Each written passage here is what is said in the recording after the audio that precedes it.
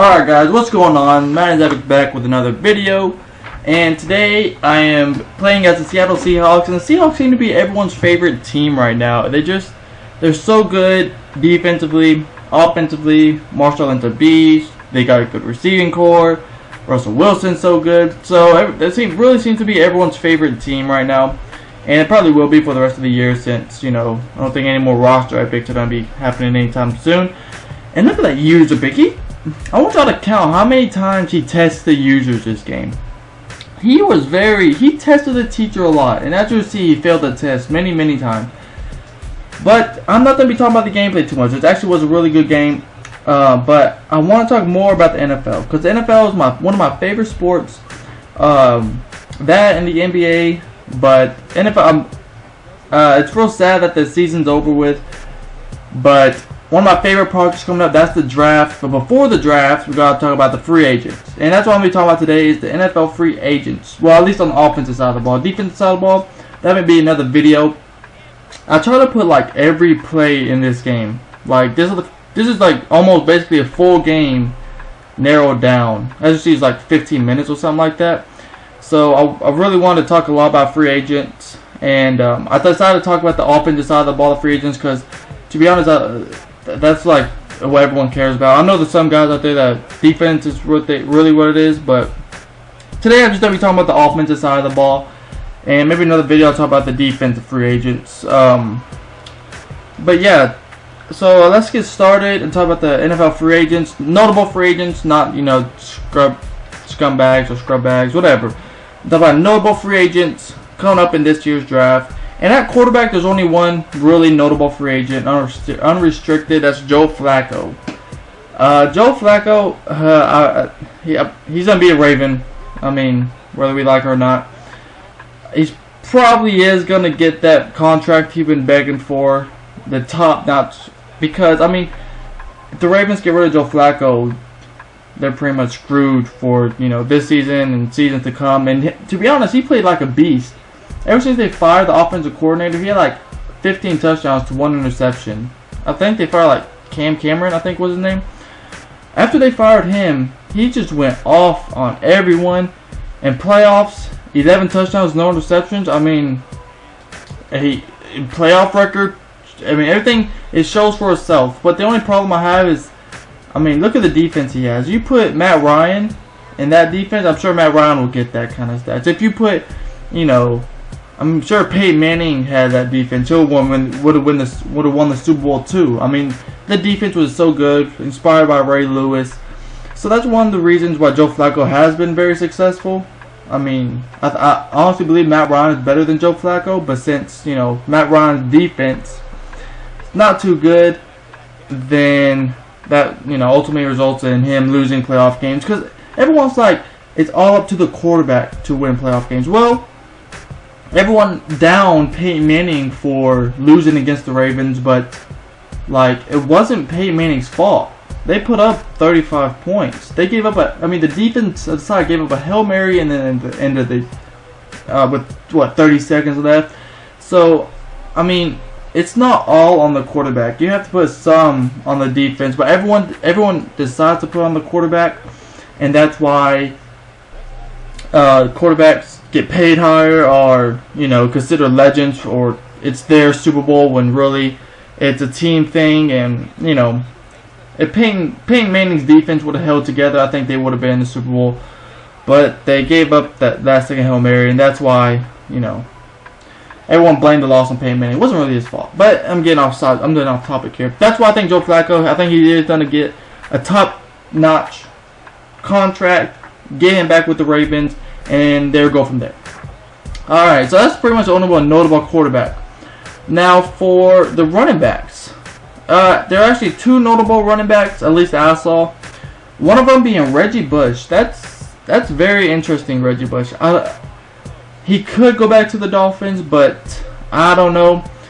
To be honest, I think he'll be a great fit as a Green Bay Packer. I mean, with Aaron Rodgers, they throw the ball, he can catch it out of the backfield, and also he's so quick. He's kind of like a LaShawn McCoy. He can shift real, elusively, And I mean, I remember a couple years ago he wanted to focus mainly, or was it last year? A couple years ago, he wanted to lower his shoulder and gain more yards. Now that says a lot coming out of a swifty back like Reggie Bush. So I think a fit in Green Bay, I mean, that offense will be unstoppable, man. That'd be a scary offense. Just think about it. Just Reggie Bush implied with that. Whew, it's scary just thinking about. But Green Bay actually has some issues themselves that they have to deal with before that. I don't think Reggie Bush is a problem because he wants money and the Packers just don't have money right now. So the other notable running back is Sean Green. Not really a notable running back, but still, he's a solid back who can definitely get you yards. And while I see him going, I think he's just gonna stay with the Jets. Just to offer him a contract. He knows the playbook. You know, in the playoff run they had, I think like in 09, he went off, or was it 08? One of those two. Whenever Mark Sanchez was a rookie, I think. Sean Green just went off in the playoffs. Rushing against Green Bay, Colts, he just went off. And that's really the only time I really saw him shine. And last year, I played against him in fantasy football one week, and he had like 30 points. So, I mean, he can have his games, but, you know, it's just, I don't think his consistency just isn't there. And, you know, I don't really see him fitting well with another team. Again, we'll have to see what happens. I'm not sure how the Jets' money situation is. I'm not sure how, you know, any of that implies. But that's why I picture Sean Green staying. Now we have Mike Wallace. We're moving on to wide receivers, and Mike Wallace is... actually, the wide receiver is probably the biggest group out of all the skills group.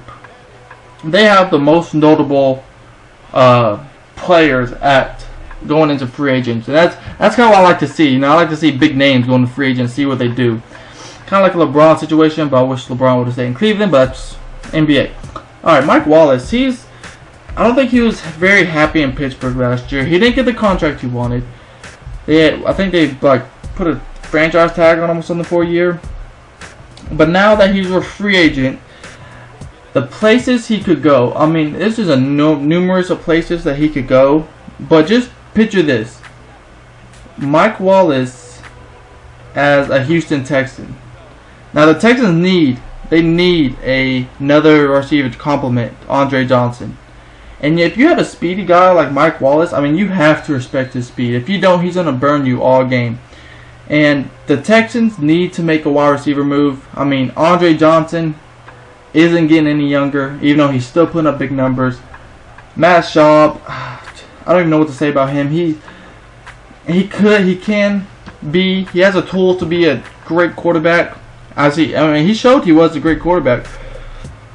But Mike Wallace, along with that system of how play action, and I mean the Texans' window, I mean they have a fresh young defense, but their offense, Andre Johnson getting old, Arian Foster, I mean running backs, they take a lot of hits, and I don't know how many more hits that Arian Foster could take. I mean, you know what I'm saying? Arian Foster, all running backs, I mean, LT retired after 11 seasons, and he was one of the premier backs in his prime. So, I mean, we don't know how Arian Foster's going to do, especially with this heart problem he has now, and there he goes testing the teacher again. No, sir.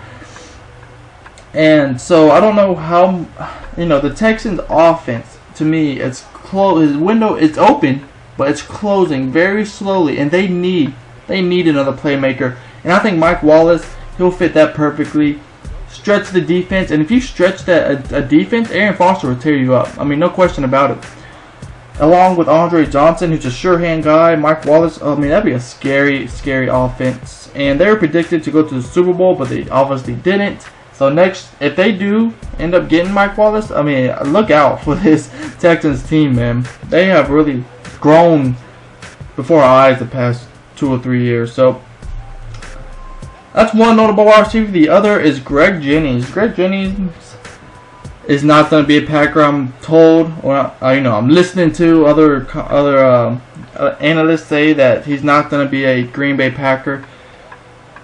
And they just don't have the money for it. That's why I don't know if they're gonna get Reggie Bush or not. And look at this drop. Oh my god. And oh my, I'm getting okay. So they don't have the money to get Reggie Bush. I mean Greg Jennings. So I don't know if they're gonna get Reggie Bush or not. But Greg Jennings probably not gonna be a Packer next year. Even though I love seeing him as a Packer. I mean teams he could go to. The Vikings desperately need a wide receiver. The Dolphins. They're saying the Dolphins are his top. I mean, don't go after him hard since they have the money to blow. Since they don't have, any, good players to have big contracts to. So Greg Jennings, I mean, if I were to put him on a team that he could definitely just change it around. I really don't.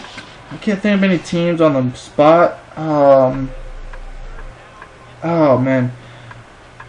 If Anquan Bolden, if he retires like he said he would, I think the Ravens could pick up Greg Jennings because, Anquan Bolden was a beast. I'm just surprised if the Ravens don't re-sign him. But if he does retire, Greg Jennings could replace him.